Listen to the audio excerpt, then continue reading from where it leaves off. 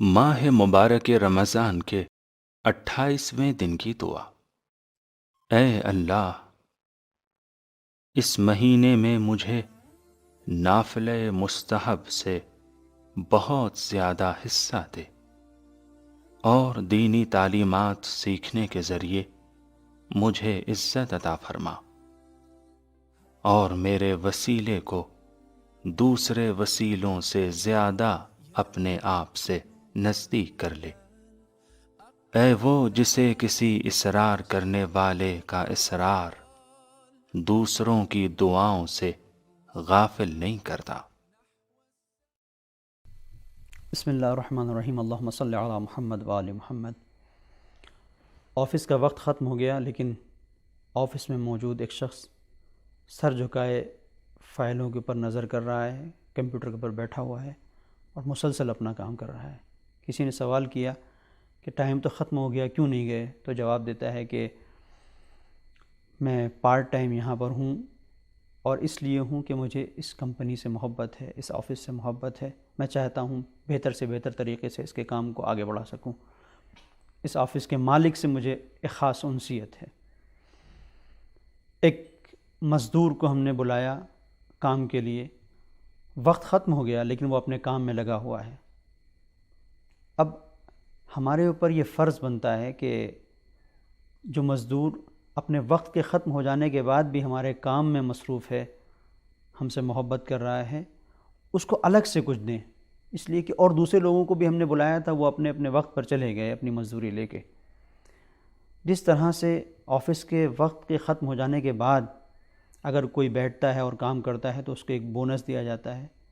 اس کو ایک خاص رعایت دی جاتی ہے۔ جس طرح سے ایک مزدور کو جب وہ اپنے وقت کے بعد بھی لگا رہتا ہے مسلسل کام میں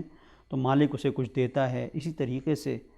پروردگار کے لطف اور اس کے کرم کا تقاضا ہے کہ پروردگار نے اگر کہیں پر ہمیں اختیار دیا ہے کہ تم چاہو تو یہ عبادت کرو، نہیں کرو گے تو کوئی عقاب نہیں ہے، کوئی عذاب نہیں ہے، لیکن اگر کرو گے تو بہت اچھی بات ہے۔ ہم اگر کسی ایسے مرحلے پر جہاں پروردگار نے ہمیں کچھ چیزوں پر اجازت دی ہے، چھوڑ دیا ہے، مستحب چیزیں ہیں، مباح چیزیں ہیں، پروردگار نے ہمارے لیے چھوڑ دیا ہے، اگر ہم انہیں پروردگار کی مرضی کے پیش نظر انجام دے رہے ہیں، اس کی رضا کی خاطر انجام دے رہے ہیں، اس کے قرب کی خاطر انجام دے رہے ہیں، تو یقیناً پروردگار کے کرم کا تقاضا ہے، اس کے لطف کا تقاضا ہے کہ ایسے لوگوں کو دوسروں پر ایک فوقیت دے، ایک برتری دے، ان کے ساتھ ایک بہتر رویہ اختیار کرے۔ اور اسی سلسلے سے ماہ مبارک رمضان کے 28ویں دن کی دعا میں ہم اپنے پروردگار سے یہ دعا کر رہے ہیں، اللہم وفر حظی فیہ من النوافل، پروردگار مستحبات میں ہمارا زیادہ حصہ قرار دے۔ مستحب ہر اس عمل کو کہتے ہیں کہ جو پروردگار کے لیے مطلوب ہے لیکن پروردگار نے اس کے نہ کرنے پر عقاب نہیں رکھا ہے بلکہ کرنے پر ثواب رکھا ہے۔ تو یہ ساری چیزیں جو پروردگار کے مطلوب ہیں عبادات کے وسیع دائرے کے اندر، یہ سب کے سب مستحب اعمال کی صورت میں آئیں گی کہ کسی کی مدد کر دینا، کسی کو راستہ دکھا دینا، کسی کو انفاق کرنا، کسی کی مالی پریشانی ہے اس کو حل کر دینا، مشکلات میں کسی کا سہارا بن جانا، یہ چھوٹی چھوٹی چیزوں سے لے کے سلام کرنا، مختلف چیزیں، ان کا ایک وسیع دائرہ ہے۔ ہم اپنے پروردگار سے ماہ مبارک رمضان میں یہ دعا کر رہے ہیں کہ پروردگار ہمارا زیادہ حصہ قرار دے نوافل میں۔ مستحب کی ایک حکمت ہے، روایات میں ہے کہ انما جعلت النافلہ لیتم بہا ما یفسد من الفریضہ، پروردگار نے اس لیے مستحب اور نوافل کو قرار دیا ہے، اس لیے قرار دیا ہے تاکہ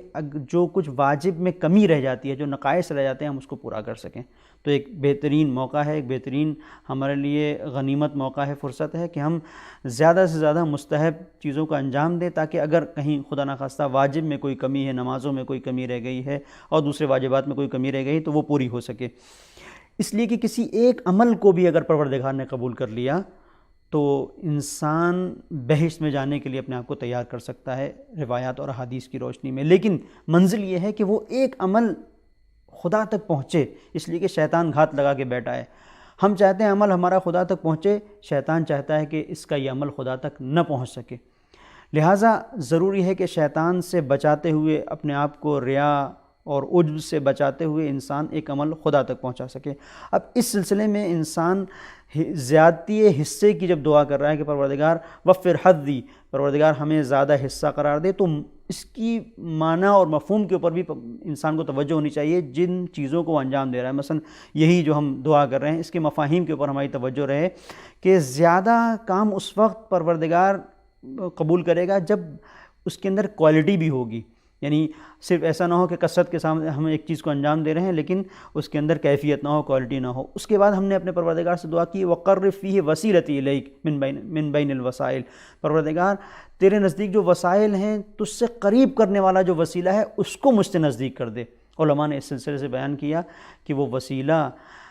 جو پروردگار سے قریب کرنے والا ہے وہ اہل بیت اطہار علیہ السلام کی ذوات مقدسہ ہیں۔ انسان جتنا ان سے قریب ہوگا پروردگار سے اتنا قریب ہوگا، اور اس سلسلے سے ہمیں ہمارے ائمہ طاہرین نے بہترین راستہ بتایا ہے۔ مثال کے طور پر امام صادق علیہ السلام نے بتایا کہ کس طریقے سے تم بغیر کسی زحمت میں پڑے ہوئے، بغیر کسی مشکل میں پڑے ہوئے کیسے ایک عمل کو انجام دو گے اور نزدیک ہو جاؤ گے خدا سے۔ ایک انسان مثلا نماز پڑھتا ہے تو اس کے لیے ایک وقت چاہیے، ایک انسان مثلا حج پہ جا رہا ہے تو اس کے لیے پیسہ چاہیے، مقدمات سفر چاہیے، لیکن ایک چیز ایسی ہے کہ جہاں پر اس کو کچھ نہیں کرنا ہے، وہ کیا ہے راستہ؟ امام صادق علیہ السلام فرماتے ہیں الدعاء عند الکرب،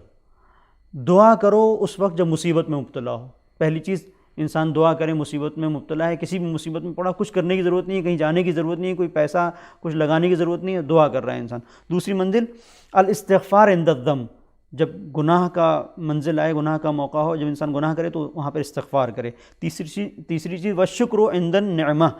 شکر کرے انسان نعمت کے، جب اسے نعمت مل رہی ہے۔ اس کے بعد آخری منزل جب ہم نے وسیلے کی بات کی کہ پروردگار وہ وسیلہ ہم سے قریب کرے تجھ تک ہمیں پہنچا سکے، تو یہاں پر علماء نے بیان کیا ہے کہ ایک خاص وسیلہ